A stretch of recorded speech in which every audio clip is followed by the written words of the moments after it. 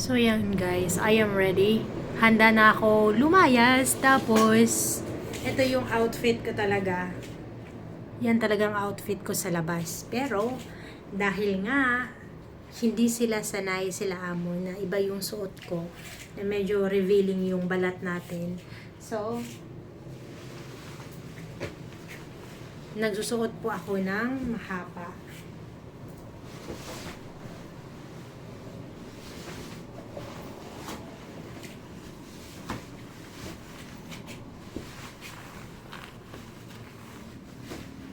Yes po, nagsusuot ako ng mahaba.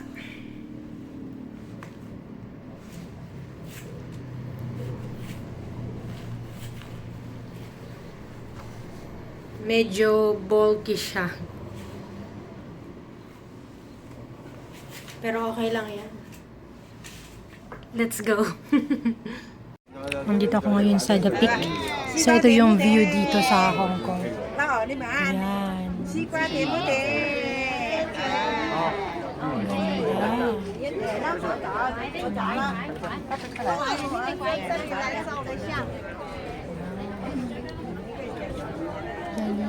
Dito, nakikita nyo yan.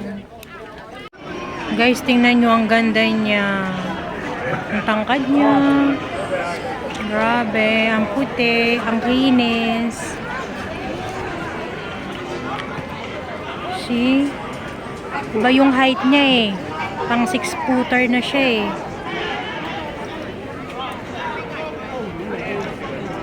Artista ba to? Or model?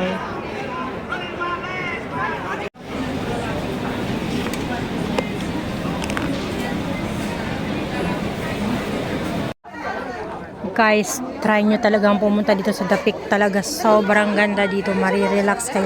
Kung mahilig kayo sa mga nature na view, ito siya. Sobrang ganda dito. Oh. Para siyang portrait lang. Naalala ko dati may nakita akong portrait ng Hong Kong.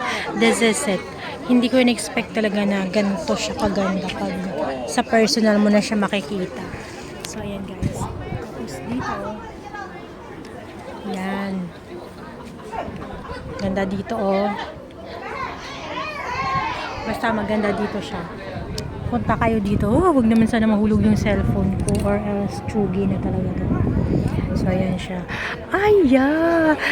Alam ko na. Diba yan yung, yung Ferris wheel ng Admiralty. Yan pala yan. Tingnan nyo guys, oh. Yan.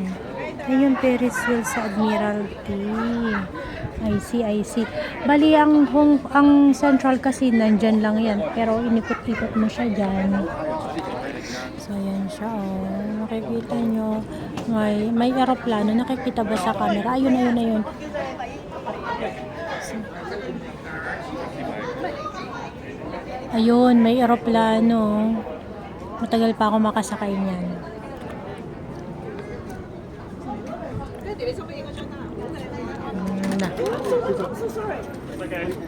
Guys, isingit ko lang sa inyo, no, paano daw ako naging kalmado all the time. Isa kasi yan sa mga training na atinan ko dati nang nag-lady guard ako, yung maximum tolerance.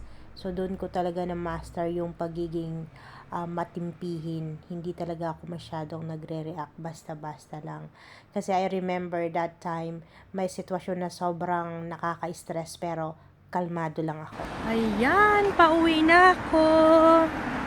At last, makakauwi na. Grabe, natulog lang ako sa bus.